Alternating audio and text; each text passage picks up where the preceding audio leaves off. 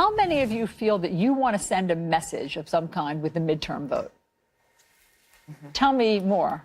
I feel at age 44, when I am living paycheck to paycheck and concerned about my future, but more importantly, my daughter's, I feel like there's a lot riding on the elections coming up. Because you're from Wisconsin. I am. And so that was a state that handed President Trump a victory that was unexpected, let's just say. I voted for Obama in 2008, and I ended up voting for Trump. It was very difficult for me. But I knew at that moment that I wanted change. And for me, he represented that change. What is your plan for how you plan to vote now for the midterms? At this point, I plan to vote Republican. I am very confident in the economic status of where we're at now, what Trump has done, and hopefully what he can continue to do in the future if he has the support behind him. He is a very flawed human being, but aren't we all? I kind of am a split person.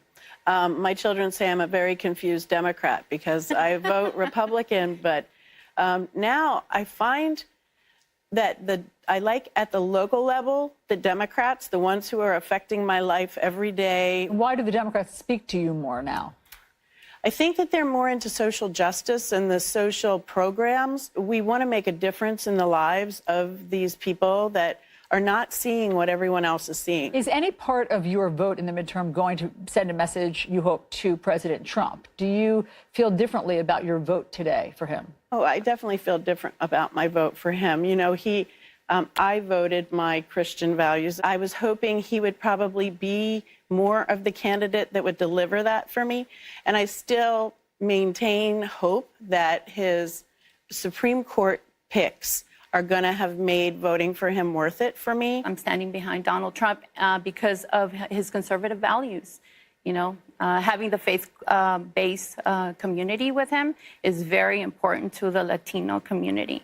So, yes, I am voting Republican, and I did not register ever until 2015. Is that right? So yes. You never voted until this presidential election? No. I felt that, you know, our faith-based community needed support. And what was it about President Trump that made you think that he had those Christian values?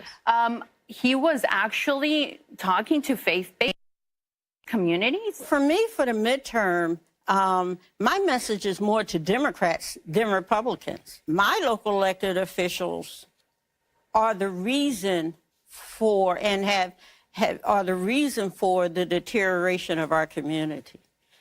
It is Democrat decision-making that has widened the divide between the haves and the have-nots. So you're basically sending a message to your local politics. Exactly, because the local politics are why I am Republican today. The latest poll numbers show that only 36% of the country approves of the job that he's doing. With women, it's lower.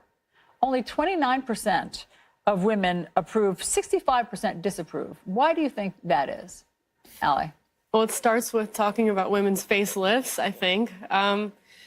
It's disrespectful. I think the majority of women, I don't think that they see him as a respectful, pro-woman kind of man, especially people my age. In my age demographic, it's a huge deal that he's not supportive of easily accessible women's health care in terms of Planned Parenthood. They feel like they're losing the right to birth control, pap smears, abortions. So, Allie, you're not happy that you voted.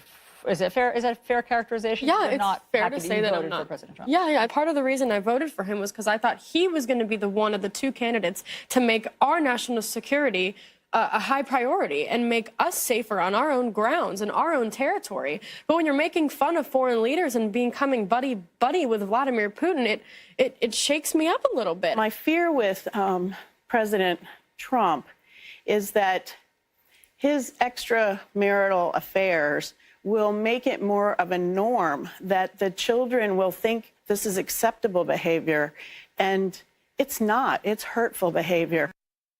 The whole Stormy Daniels thing, I don't agree. obviously, well, with what has gone on in the past. If I could only vote for a candidate who has been perfect his or her entire life, I could only vote for Jesus Christ. Well, I'd like to press the reset button on, as Aretha Franklin would say, who's zooming who. That's not my concern.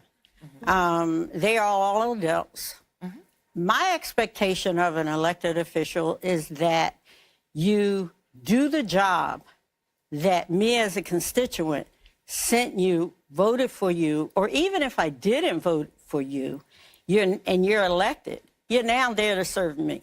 So is it fair to say that you are happy with your vote for President Trump? I'm happy in terms of the direction with unemployment, economic status.